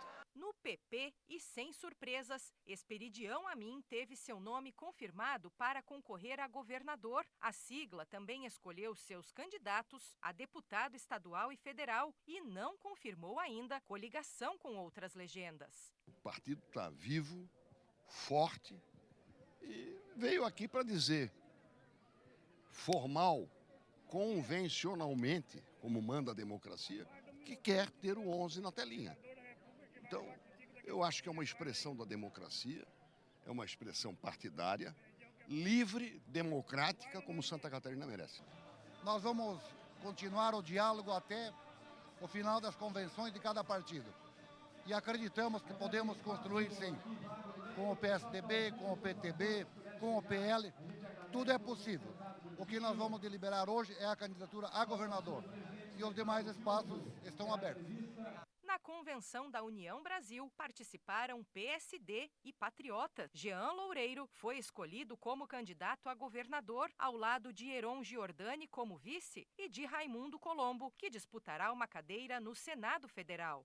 E daqui para frente, já chegamos com um plano de governo mais discutido com a sociedade, o plano de governo que vem ao encontro do que eles desejam. Nós estamos nos preparando para ter um estado de muito trabalho, que possa transformar a vida das pessoas para melhor.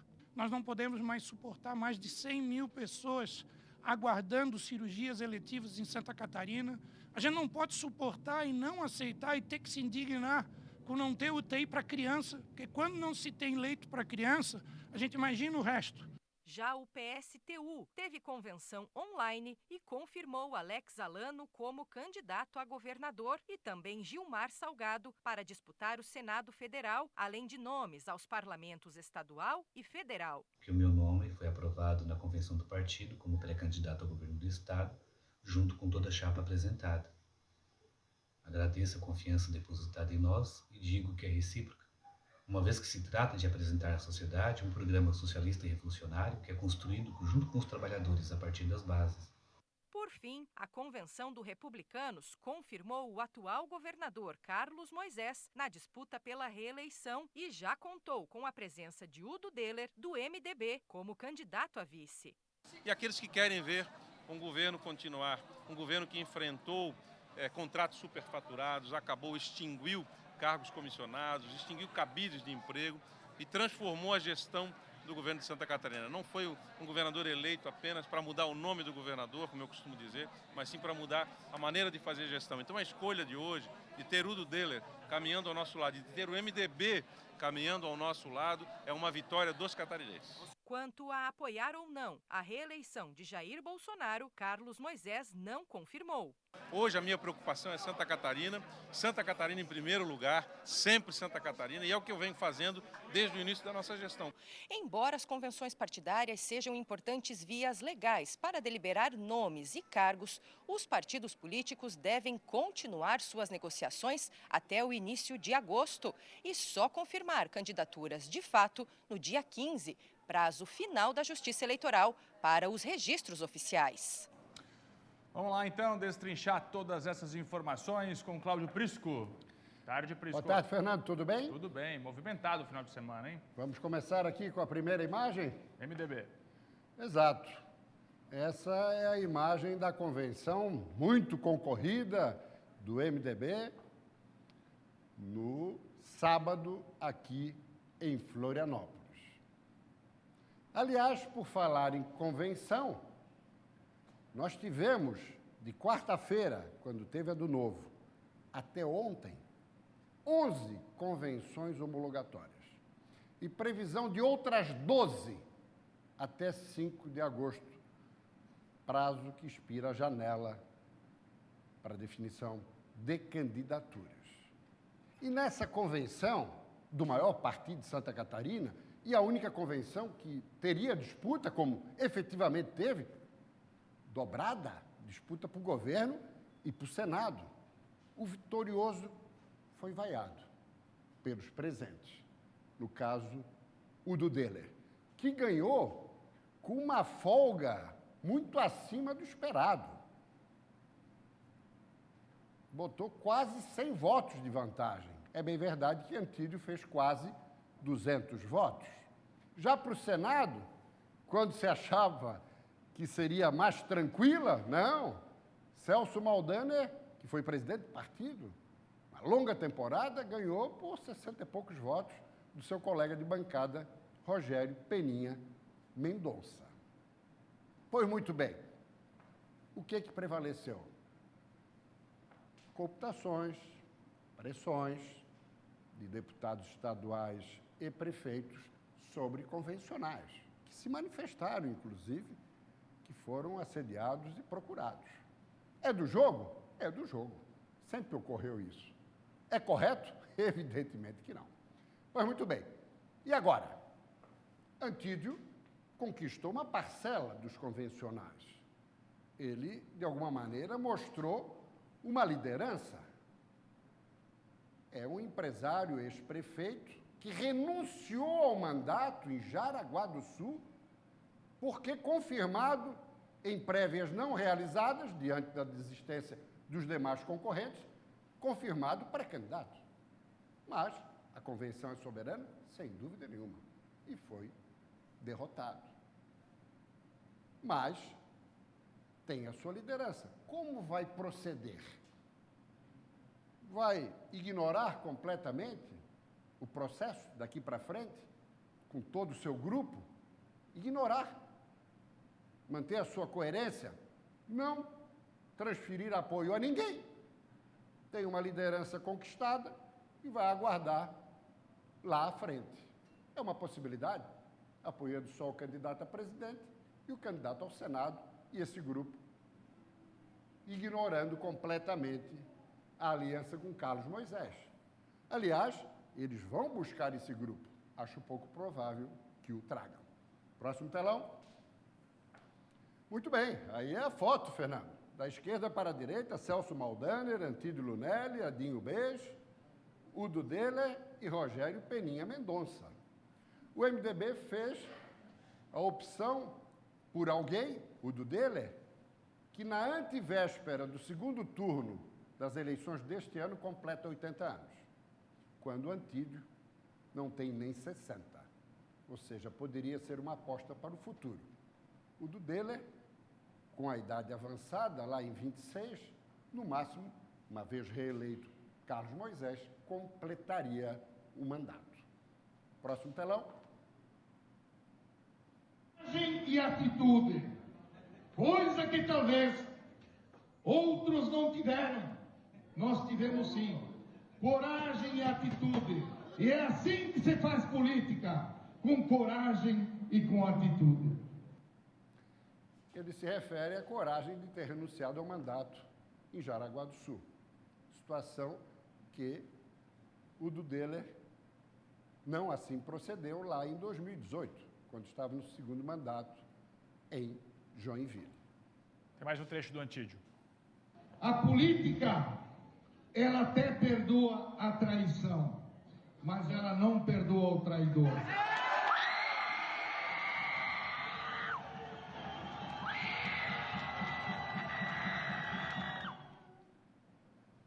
Nesse momento, ele olhou para toda a mesa da convenção, mas dirigiu um olhar firme, seguro, direto ao Udo Deller. Portanto, aí, efetivamente, para consertar essa situação é complicado, porque o Udo Deller estimulou Antídio Lunelli a renunciar à prefeitura e estava com ele. Gravou vídeo de apoio. Exatamente, nós exibimos aqui. Complicado. Vamos lá? Essa foto, Fernando, é só para ilustrar quando Michel Temer estava na presidência, o Udo Deller prefeito, aqui Eduardo Pinho Moreira, à esquerda, não sei se já na condição de governador, depois da renúncia de Raimundo Colombo, ou ainda como vice, e lá Mauro Mariani, que foi o candidato do MDB em 18, e que não chegou ao segundo turno, tendo em vista a onda 17, que botou Moisés junto com o Gelson Merizio. Hoje, Mauro Mariani, ainda filiado ao MDB, apoia o projeto de Dário Berger. Pois muito bem, você lembra que eu já falei aqui, Eduardo Moreira e Mauro Mariani, que andavam se bicando internamente em 2018, firmaram um pacto. Vamos dizer ao Udo Deller que somos candidatos, vamos para a convenção. E isso persuadiu o Udo Deller, que daí não renunciou. O curioso é que, 4 anos depois, aquele grupo que o afugentou de uma disputa, o apoiou agora. E ele conviveu com esse grupo para levar a melhor sobre Antídio Lunelli. Vamos lá. Antídio Lunelli, que entrou na política, aí bem mais jovem, pelas mãos de Luiz Henrique da Silveira. Aí muitos perguntam, o que está faltando ao MDB? Faltando liderança. Alguém que o comande. É a falta que Luiz Henrique da Silveira faz. Muitos colocaram, mas Luiz Henrique da Silveira, se aqui estivesse, asseguraria a candidatura própria? Sem dúvida nenhuma. Mas lá em 14, e em 10 em 14, depois de 2 mandatos dele, ele apoiou Raimundo Colombo? Sim, mas Raimundo Colombo foi parceiro desde 2006, com o PFL e depois do PSD. Eles estavam coligados, diferentemente da situação de hoje em relação a Carlos Moisés, onde a convivência foi apenas do parlamento com o governo. E ainda assim, há pouco tempo, os MDBistas querendo caçar Foi. Carlos Moisés e depois recuaram e foram para o governo, assim como também o PSD. Vamos lá? Muito bem, aí essa foto simboliza bem a união de Carlos Moisés e Udo Deller. Indiscutivelmente, mesmo não levando o MDB inteiro, fica uma chapa forte, consistente eleitoralmente e reunindo 2 figuras de estatura ética e moral indiscutível. Apesar das circunstâncias de Moisés ter esnobado o MDB, não se filiou a ele, foi convidado, foi para os Republicanos, ter desdenhado o candidato indicado pelo diretório, Antídio Lunelli, para ser seu vice. Apesar de tudo isso, ele conseguiu o MDB e vai forte para o projeto de reeleição. Vamos lá? Carlos Moisés, tu és o governador porque a multidão te arrasta. E o MDB não poderia falhar nesse momento. É Jorge Koch, prefeito de Orleans, do MDB, e presidente da Federação Catarinense dos Municípios, que foi na convenção dos republicanos, deixando claro o apoio dos prefeitos a Carlos Moisés. Mário Hildebrand. Também, Podemos, é o prefeito reeleito com grande votação em Blumenau, uma grande liderança, homem de bem, Mário Hildebrand, que pertence ao Podemos fechado com Carlos Moisés, e Hildebrand marcou presença também, além da convenção do seu próprio partido, na convenção dos republicanos, meu caro Fernando. Vamos ver um trechinho agora do Amin no discurso. Não, eu acho que é só imagem mesmo. É só imagem. Aí a gente vê o secretário-geral Aldo Rosa, o presidente Silvio Drevik, Esperidião Amin discursando. Agora observe, Fernando, observe. Nessa foto não está aparecendo. Mas lá, ao fundo, à direita e no fundo, o líder do governo Moisés na Assembleia, José Milton, candidato à reeleição, que é do Vale do Araranguá. Aqui o ex-deputado Valmir Comim. E um pouquinho à direita tem o ex-secretário da Agricultura de Moisés e candidato à reeleição, Altair Silva, por Chapecó. Ou seja, em função do acordo de Moisés com o MDB, os deputados do PP estão alinhados com o projeto de candidatura homologada de Esperidião Amin. Até porque as bases não perdoariam dos progressistas estar apoiando o candidato a governador que tem o MDB, considerando a rivalidade histórica e tradicional entre os dois partidos.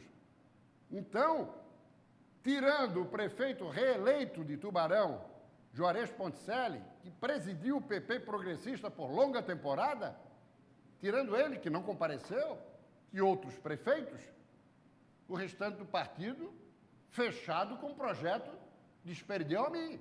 E você lembrava bem aqui, quando conversávamos fora do ar, o PP não lança candidato ao governo desde 2010, quando Ângela Amin foi homologada. Vamos lá? E já mostrando aí o apoio ao presidente Bolsonaro, você viu? Exatamente. Já ficou claro exatamente, ali. Bem observado. E na chegada para a convenção, a presença de dois tucanos. O ex-deputado e ex-presidente da Assembleia, Gilmar Quinásio, que já foi do partido de Esperidião Amin, e o ex-governador e ex-senador, Leonel Pavan. Dois tucanos que participaram da convenção. E o PSDB agora? Para onde que vai? Não tem caminho, não tem espaço com Carlos Moisés. Vai se reunir hoje. Já deve estar, nesse momento, conversando, projetando a majoritária. E muito provavelmente, próximo telão, indicando o vice, o ex-senador Dalírio Beber, que, curiosamente, virou senador por 4 anos com a morte do senador Luiz Henrique da Silveira, que sempre foi o rival e arqui-inimigo de Esperidião Amin. Pode vir a ser o seu vice. Ali, Paulo Bauer, também senador à época, na posse de Dalírio Beber, à direita, Renan Canalheiros. Muito bem, vamos lá. E aí o PTB, que pode fechar a composição de Esperidião Amin. Senador Kennedy, homologado, presidente Bolsonaro. E ele lá ao centro, com as mãos levantadas. Então, a priori, a composição seria Dalírio Beber de vice e Kennedy Nunes ao Senado. Ou seja, o PP de Esperidião Amin com 2 partidos. Então, ele não tem mais como abrir mão dessa candidatura, recuar, porque a convenção foi representativa do PP progressista. E outra, tem 2 partidos, próximo telão, coisa que Jorginho Melo não tem. PL não tem. Mas estava lá no final de semana, no domingo, no Rio de Janeiro, na convenção que homologou a recandidatura de Jair Bolsonaro. E no próximo telão, com Jorge Seife. Ou seja, Seife é candidato. Poucos candidatos ao governo foram citados no protocolo antes do discurso do presidente Bolsonaro. Entre eles, Jorginho Melo e Seife. Ou seja, é o 22 de Bolsonaro, eles não vão ter como sair. E o menino, Jorge Seife, é umbilicalmente ligado ao presidente. Pouquíssimo provável que um dos 2 senadores abra mão, Fernando. E isso os enfraquece, porque dilui os votos bolsonaristas. Próximo telão. E aí nós tivemos a principal convenção do final de semana, uma das maiores da história. João Rodrigues, aqui à esquerda, Heron Jordani, Jean Loureiro, Topázio Silveira Neto, prefeito da capital, João Paulo Kleinbing, que é o coordenador executivo, Rodrigues, coordenador de campanha, politicamente falando, é o PSD fechando com Jean Loureiro do União Brasil, unidos, fechados, numa convenção que mostrou solidez. E na próxima foto, a presença, nesse final de semana, do único político que não está mais na ativa, que já foi governador e senador, mas que, com relevância, marcou presença num evento de convenção, que é Jorge Conder Bornhausen, hoje filiado ao PSD, que apoia Jean Loureiro. Lá, Raimundo Colombo, que não compareceu, porque está com Covid. Próximo telão. Muito bem, hoje o PT, Décio Lima ao centro, realiza a sua convenção. Hoje. E confirma o nome de Décio Lima ao governo. Décio convidou, pelo Solidariedade, que também faz a sua convenção conjuntamente com o PT, que convidou Gelson Merizio para vice. E aqui Jorge Bueira, quando eles estavam numa boa. O PDT rompeu com a frente. Não tem mais diálogo com a Frente Democrática de Esquerda. E vai confirmar o nome de Jorge Bueira ao governo do Estado. Ou seja, a coligação de Décio Lima aqui fica rigorosamente igual à de Lula lá em cima. 7 partidos sem o PDT. Agora, a vice é que vai depender da costura. Qual a costura? Merizio já disse que abre mão, se for para compor. Bota uma Ângela Albino, do PCdoB, mulher, de esquerda, e acerta com o PSOL 24 aqui na capital, a Frane Bopré. Ou bota mesmo a Frane de vice. Agora, o que não dá é numa chapa ter Merizio e Dário Berger, 2 conservadores da nova esquerda com Décio Lima. Porque Dário Berger está confirmado para o Senado. Então, o quadro é mais ou menos esse, meu caro Fernando. E para fechar, PSTU. O último telão do dia, Alex Alano. Ele que é o candidato do PSTU ao governo e foi lançado ao Senado Gilmar Salgado. Então, hoje nós temos 5 candidatos ao governo homologados e 5 ao Senado. Quais são? Esperideu a mim, Jean Loureiro, Carlos Moisés, Alex Alano e Odair Tramontim ao governo. Senado, Raimundo Colombo, Celso Maldaner, Kennedy Nunes, Gilmar Salgado e Luiz Barbosa Neto. Do Partido Novo. É isso, Fernando. Obrigado, Prisco. Vamos seguir por aqui com outras informações.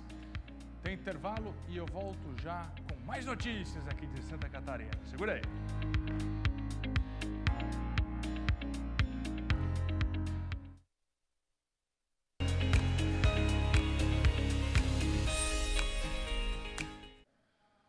Deixa eu voltar no assunto da Arteris, a empresa que administra as rodovias BR-101 e 116 aqui em Santa Catarina. Por meio de nota, a Arteris se manifestou sobre a possível venda da empresa. A concessionária esclarece que os acionistas da empresa estão realizando uma sondagem em busca de potenciais interessados em investir na companhia, mas não houve ainda nenhuma decisão sobre a venda das ações que possuem na empresa.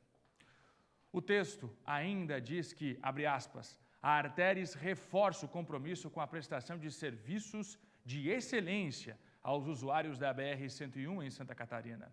E a prioridade neste momento é a conclusão das obras do contorno viário de Florianópolis até dezembro de 2023, possuindo todo o apoio de seus acionistas. Fecha aspas. E a gente vai ficando por aqui. Muito obrigado pela sua audiência. Amanhã, 11h30, tem mais notícias de Santa Catarina aqui no SBT. Tchau, dona Maria Esther. Tchau, Puis. Fernando. A gente fica com A Tarde é Nossa. Vamos lá.